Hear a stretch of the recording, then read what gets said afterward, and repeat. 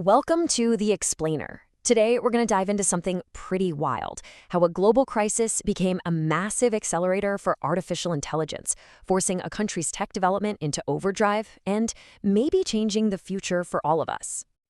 So you gotta wonder, right? When the pandemic hit, China rolled out all this AI tech at like lightning speed.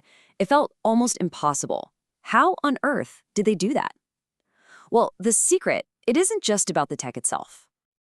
It actually comes down to a core philosophy, a way of thinking about development that's, well, it's totally different from what most of us are used to. Okay, so check this out. You've got two completely different ways of doing things. On one hand, you have the traditional way. You perfect a product, get all the kinks out, and then you release it. It's safe, sure, but man, is it slow. Then you've got this other way. Launch first, fix it later. This approach actually welcomes the initial chaos because the whole point is to learn from real people in the real world as fast as humanly possible. There's actually a Japanese term for this, mikuri hasha, which literally means launching before seeing. And you know what? This idea is a perfect match for AI. Why? Because AI is hungry. It needs data, tons and tons of it. So releasing a system to millions of people all at once, it's like turning on a data fire hose. But look, a philosophy is just a philosophy. To really catch fire, it needed a technological spark.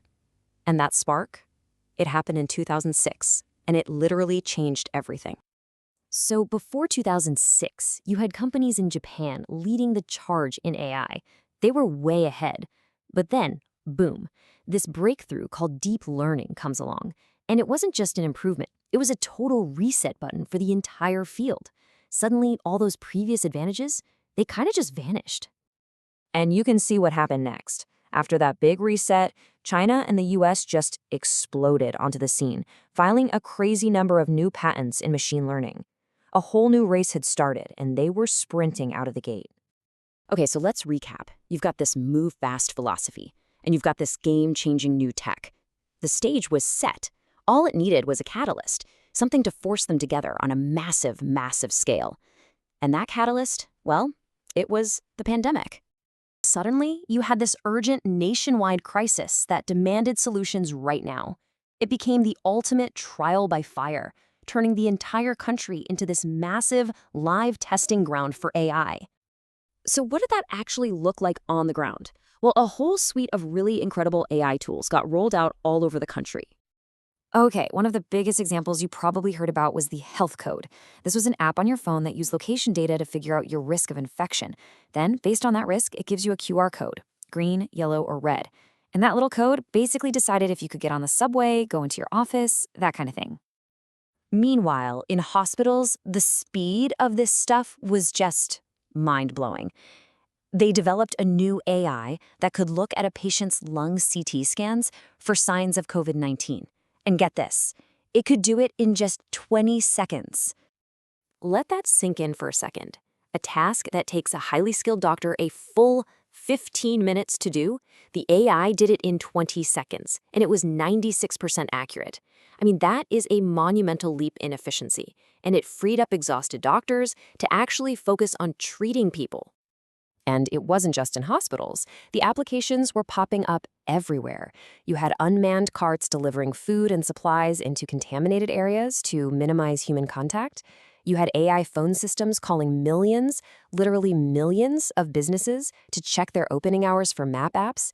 And for hearing-impaired students stuck in online classes, there was real-time transcription AI creating live subtitles. Just amazing stuff.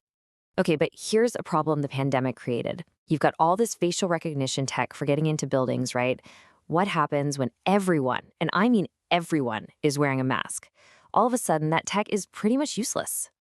The solution they came up with is just fascinating. It's an AI method called a GAN. Now, the simplest way to think about it is like you have two AIs battling each other. One is a counterfeiter that's trying to create super realistic fake images of people with masks on. The other is a detective trying to spot the fakes. They go back and forth, and this competition forces them both to get incredibly good, incredibly fast. And the result of this AI cage match? They created systems that can identify people wearing masks with around 95% accuracy. I mean, think about that. A massive problem created by the crisis was solved almost in real time by another piece of AI, which helps society keep moving. So it's pretty clear that this whole trial by fire thing, this rapid deployment, it has consequences that are going to last way beyond this one crisis. Now, look, let's be real. This launch first method is not perfect. Far from it. When you move this fast, it often causes a lot of initial confusion, bugs, and yeah, even a bit of chaos. But what's interesting is that the public there is often pretty tolerant of these early hiccups, mainly because they've seen this story play out before. They know that the technology usually improves their lives pretty quickly. And that really gets to the core of it. There's a crucial takeaway here. When you see a headline that says, China's new AI system is a total mess, you have to remember to follow the after story. Because that initial chaos, it's not the end. It's just the beginning of a super fast, very public learning process. And more often than not, a few months later, that problem is solved, and a really advanced system is already in its place. So all of this leaves us with a pretty big question to chew on.